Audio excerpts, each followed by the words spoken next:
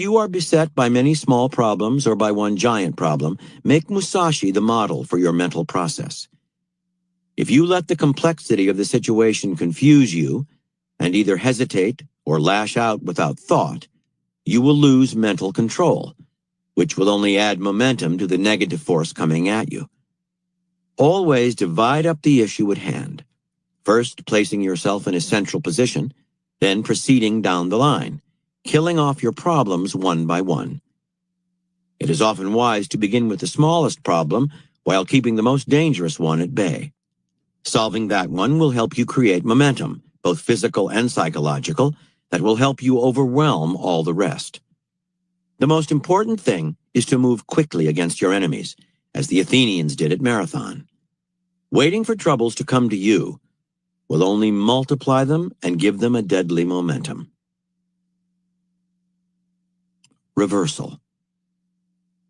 Dividing your forces as a way of creating mobility can be a powerful strategy, as Napoleon demonstrated with his flexible system of corps, which let him hit his enemy unpredictably from many different angles. But to make his system work, Napoleon needed precise coordination of its parts and overall control over their movements, and his goal was ultimately to bring the parts together to strike a major blow. In guerrilla warfare, a commander will disperse his forces to make them harder to hit, but this too demands coordination. A guerrilla army cannot succeed if the parts are unable to communicate with each other. In general, any division of your forces must be temporary, strategic, and controlled. In attacking a group in order to sow division, be careful that your blow is not too strong, for it can have the opposite effect, causing people to unite in times of great danger. That was Hitler's miscalculation during the London Blitz, his bombing campaign designed to push England out of World War II. Intended to demoralize the British public, the Blitz only made them more determined. They were willing to suffer short-term danger in order to beat him in the long run. This bonding effect was partly the result of Hitler's brutality, partly the phenomenon of a culture willing to suffer for the greater good. Finally, in a divided world, power will come from keeping your own group united and cohesive, and your own mind clear and focused on your goals. The best way to maintain unity may seem to be the creation of enthusiasm and high morale, but while enthusiasm is important, in time it will naturally wane. And if you have come to depend on it, you will fail. Far greater defenses against the forces of division are knowledge and strategic thinking. No army or group can be divided if it is aware of the enemy's intentions and makes an intelligent response. As Samuel Adams discovered, strategy is your only dependable sword and shield. Here are further reflections on the strategy of divide and conquer. From the Campaigns of Napoleon, by David G. Chandler.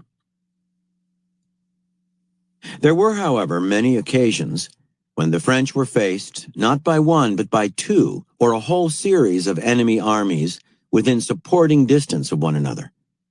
Faced with such a difficult situation, Napoleon often adopted a second system of maneuver, the strategy of the central position. Very often under these circumstances, the French found themselves operating at a numerical disadvantage against the combined strength of their opponents, but could procure superior numbers against any one part of their adversary's forces. It was this second factor that the system was designed to exploit to the full. The art of generalship consists in, when actually inferior in numbers to the enemy overall, being superior to him on the battlefield. In brief, Napoleon set himself the task of isolating one part of the enemy armament, concentrating a stronger force to ensure its defeat, and if possible, its destruction, and then turning with his full strength to attack the second enemy army. That is to say, instead of a single decisive blow, he planned a series of smaller blows against scattered adversaries and set out to destroy them in detail. How could this be done? Once again, the sequence of the Napoleonic attack reveals the formula. First of all, the emperor would accumulate as much information about the forces facing him from captured newspapers, deserters, and most especially from the indications brought in by his probing cavalry patrols. From the data thus provided, he would carefully plot the known dispositions of his foes on the map, and then select the place where their respective army boundaries converged. This was the hinge or joint of the enemy's strategic dispositions, and as such was vulnerable to attack. This point would be selected by Napoleon for his initial blitzkrieg attack, carried out as often as not in full strength. Shielded by the cavalry screen, the French army would perform a crash concentration and fall like a thunderbolt on the handful of troops defending this central point. Invariably, this initial onslaught would be successful.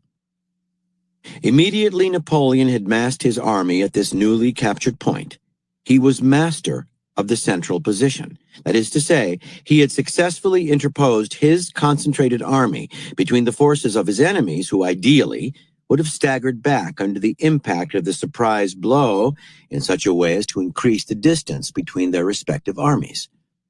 This would inevitably mean that the foe would have to operate on exterior lines, i.e., have greater distances to march from one flank to the other, while the better positioned French would have a shorter distance to travel to reach either enemy.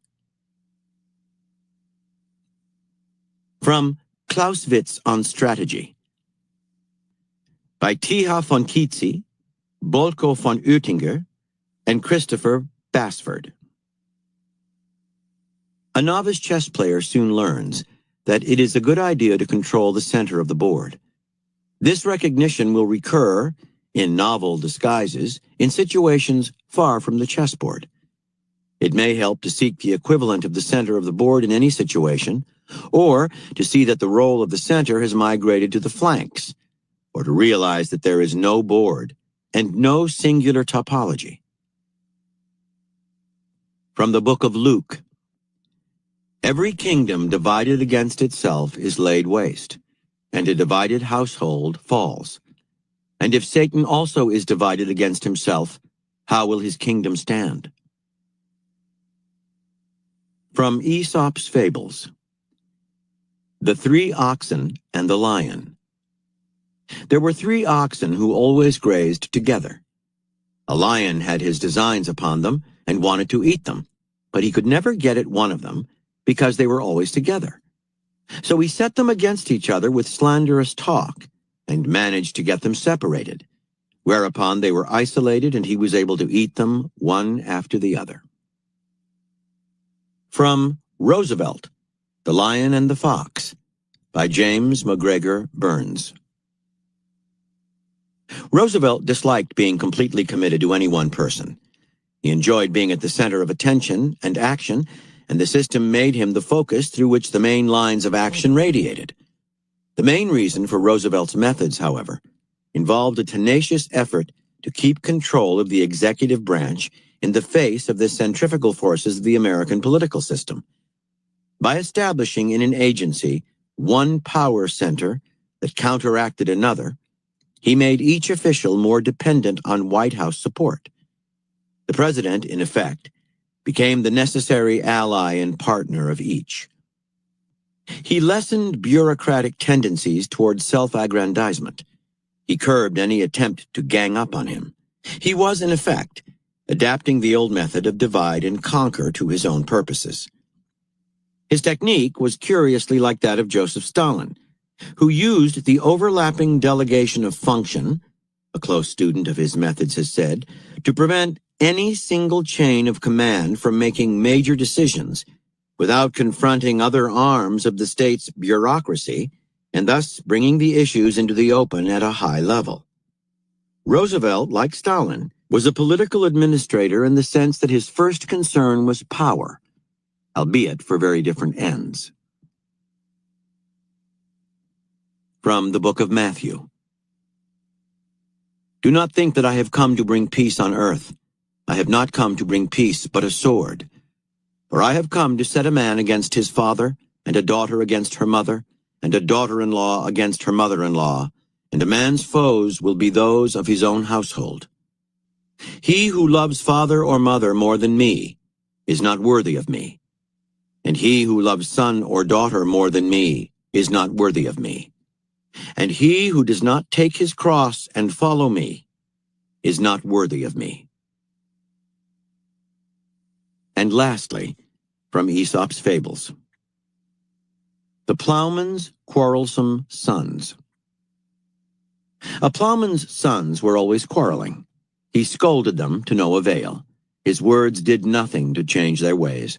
So he decided to teach them a practical lesson. He asked them to